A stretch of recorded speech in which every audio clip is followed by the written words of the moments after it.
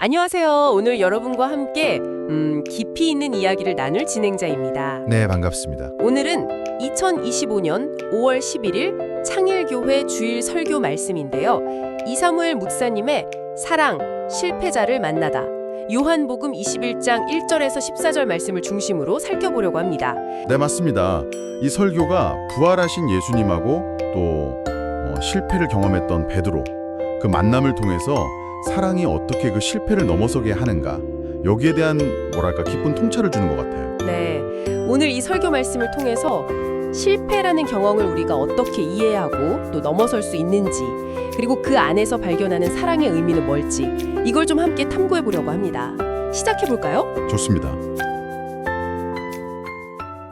먼저 그 요한복음 21전의 배경부터 좀 짚어봐야 할 것 같은데요. 네, 이게 사실 흥미로운 게 요한복음은 원래 20장에서 딱 끝나거든요. 근데 요한이 21장을 추가로 기록했어요. 이게 이제 설교에서도 지적하듯이 약간 별책 부록 같은 느낌인 거죠. 아, 별책 부록이요? 네, 실패를 경험한 사람들, 특히 베드로 같은 이들을 좀 위로하고 다시 세우려는 그런 목적이 있었다고 봅니다. 오늘날 실패 때문에 힘들어하는 우리 모두를 위한 이야기이기도 하고요. 그렇군요. 베드로는 정말 아시다시피 예수님을 3번이나 부인했잖아요. 정말 큰 실패를 맛본 거죠. 그래서 부활하신 주님을 만났을 때 기쁘기도 했겠지만 금방 또 자기 모습에 좌절했던 것 같아요. 네, 맞아요. 그래서 결국 고향, 그 디베랴 바닷가로 돌아가서 나는 물고기 잡으러 가노라 이렇게 말하잖아요. 네. 이건 예전 어부 생활로 돌아가겠다. 거의 포기 선언처럼 들리죠? 제자로서의 삶을요?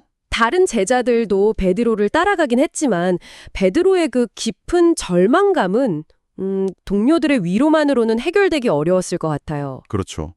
특히 누가복음 22장을 보면 그 부인하는 순간에 예수님이랑 눈이 딱 마주쳤거든요. 아, 그 기억이 베드로에게는 예수님과의 어떤 해결되지 않은 문제로 계속 남아있었을 겁니다.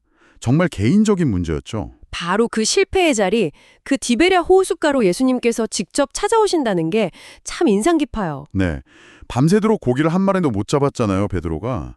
근데 예수님이 나타나셔서 3년 전에 처음 만났을 때처럼 그물을 던지라고 하시고 기적적으로 많은 고기를 잡게 하시죠. 네. 이게 그냥 고기만에 잡게 해주셨다는 게 아니라 너 실패했어도 괜찮아. 내가 다시 일으켜줄게. 이런 메시지였던 거예요. 그리고 정말 중요한 장면, 예수님께서 숯불을 피워놓고 기다리셨다는 거. 그 헬라어로 안드라키아라고 하셨죠. 네, 맞아요. 안드라키아. 성경에서 이 단어가 딱 2번 나와요. 근데 다른 한 번이 어디냐면 바로 베드로가 예수님을 부인했던 그 대제사장 뜰이었어요. 아, 그 트라우마를 떠올리게 하는 그 숯불 앞에서. 근데 예수님은 왜 날 배반했냐 이렇게 묻지 않으시고 그렇죠. 그게 아니라 네가 나를 사랑하느냐 이걸 3번 물으시죠. 3번의 부인을 3번의 사랑 고백으로 덮을 기회를 주신 거군요. 내가 주를 사랑하나이다. 정말 베드로의 마음을 대변하는 것 같네요. 네, 이 장면에서 설교는 실패자를 만나는 그 사랑의 중요한 특징들을 몇 가지 짚어줍니다. 그 첫 번째 특징이 실패자를 자라나게 한다, 성장시킨다는 거였죠. 네, 맞아요. 성장. 실패하기 전에 베드로는 자신감은 넘쳤지만 사실 기도하지 않았거든요. 깨어있지 못했죠. 네. 하지만 그 처절한 실패를 겪고 나서야 자기의 연약함을 깨닫고 정말 하나님 앞에서 기도하는 겸손한 사람으로 변화하기 시작했다는 겁니다. 결국 중요한 건 실패 자체가 아니라 그 실패 앞에서 하나님 앞에서 우는 회개라는 말씀이시네요. 그렇습니다. 다윗 왕도 큰 죄를 지었지만 막 눈물로 침상을 적시면서 회개했을 때 그 회복의 은혜를 경험했잖아요. 네, 시편에도 나오죠. 후회는 그냥 절망만 났지만 회개는 소망과 성장을 가져온다. 여러분의 실패 경험도 성장의 기회가 될 수 있다는 거죠. 그리고 사랑의 2번째 특징은 오래 참고 기다려준다. 인내하는 사랑. 네, 인내. 예수님은 베드로를 절대 포기하지 않으셨어요. 밤새 허탄친 베드로에게 또 찾아가셨고 과거의 잘못을 들추지 않으셨죠. 7번씩 70번이라도 용서하라는 그 가르침을 직접 보여주신 거네요. 맞습니다. 고린도전서 13장에서도 사랑의 가장 첫 번째 특징으로 오래 참고 이걸 말하잖아요. 어쩌면 우리가 지금 여기 있는 것도 주님이 우리를 오래 참아주셨기 때문일 수 있어요.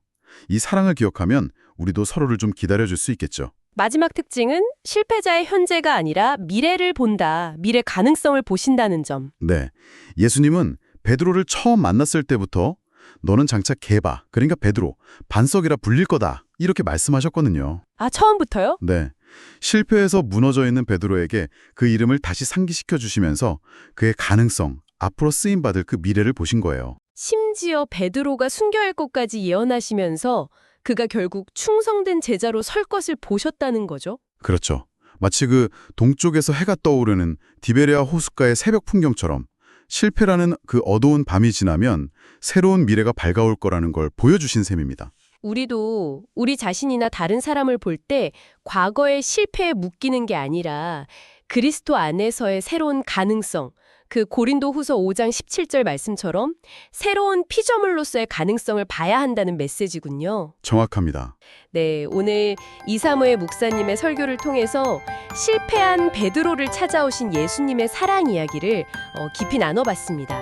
이 사랑이 실패를 통해 우리를 성장시키고 또 끝까지 인내하며 기다려주고 현재 너머의 미래 가능성을 본다는 것, 이걸 다시 한번 확인할 수 있었네요.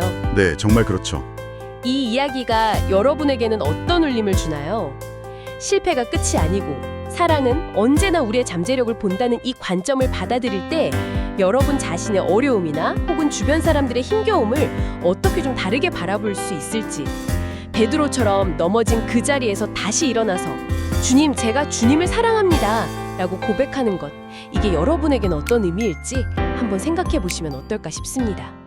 그럼 마지막으로 함께 기도하며 마무리하겠습니다. 사랑의 주님, 우리의 실패 자리까지 찾아오셔서 우리를 성장시키시고 오래 참으시며 기다려주시고 우리의 미래 가능성을 보시는 그 놀라운 사랑에 감사합니다. 우리도 베드로처럼 넘어진 자리에서 일어나 주님, 제가 주님을 사랑합니다 라고 진심으로 고백하게 하소서. 그리고 그 사랑을 다른 이들에게 전하는 통로로 우리를 사용하여 주옵소서. 예수 그리스도의 이름으로 기도합니다.